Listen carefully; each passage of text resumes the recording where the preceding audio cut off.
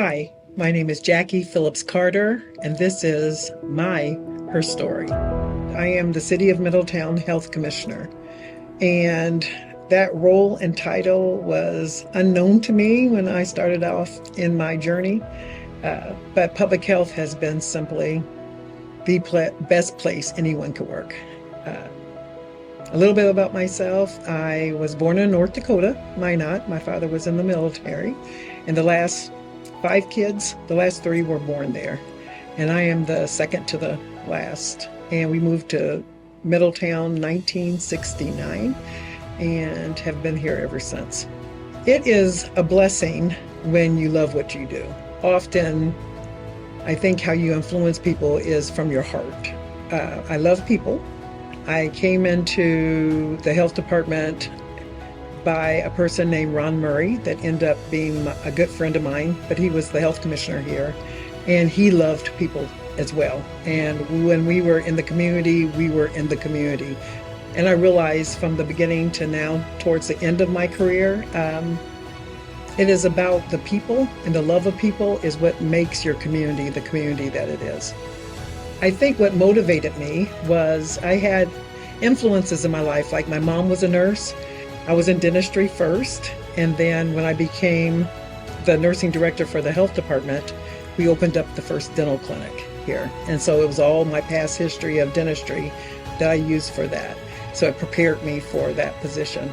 But I truly believe that God has a plan for you, and it's been my faith, I think, that has kept me on the days I just want to give up. But the faith says, don't grow weary in doing good. And it also says that your work is for the Lord. It's not for man.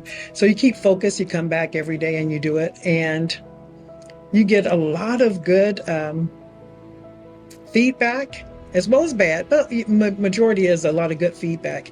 And even the criticism makes you better. My legacy would be connection, the connection of people. Once you know people and you connect with people, they trust you. And that's kind of scary, but that's what you need in times of uncertainty.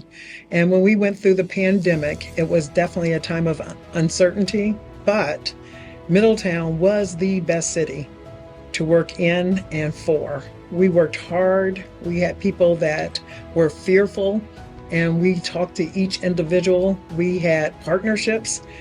We were the number one, the first health department that vaccinated their schools when all the schools were closed, and the governor said, let's go back into schools. And the superintendent at the time and I worked over Christmas Eve, Christmas, getting those dates set. And so it was the relationship and the partnership and the trust of the community that made that happen. That was a big accomplishment because I wanted everybody to be healthy and safe. And I remember a person said to me, you cannot take this home. You cannot protect everybody. But I want to protect everybody. And I just didn't want to leave any stone unturned. If someone was afraid, I said, I'll call you back after the clinic. I sat and took time with them. So I think it's those kind of things that's really important, especially in public health, because you don't really have time to have a whole lot of obstacles get in people's way. African Americans have great disparities still in health.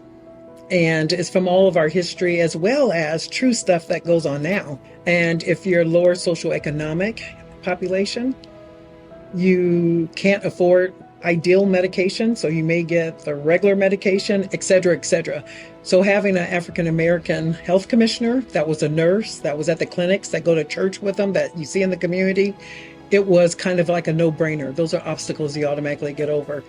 Everyone had my cell phone number, which was fine. And to this day, they have not abused it. If my phone is quiet, they would call me and say, I'm not sure about this. I'm having problems with that. And you could talk to them. Again, really important, really important. And I had access, right, to health professionals all the time. So I could call up somebody and say, somebody's experiencing this, what should I tell them? And again, the resources and the access is important.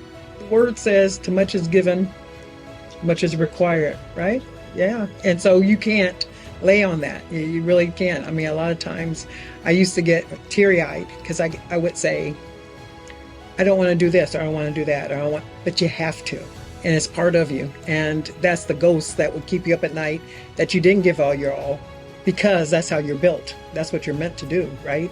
And so you can't say no. And my friends would say, you just gotta take a break. Can you do this and that for me after you take a break? You know, everybody wants a little piece of you, but you have to do it because, like you said, often certain populations do not have access to people.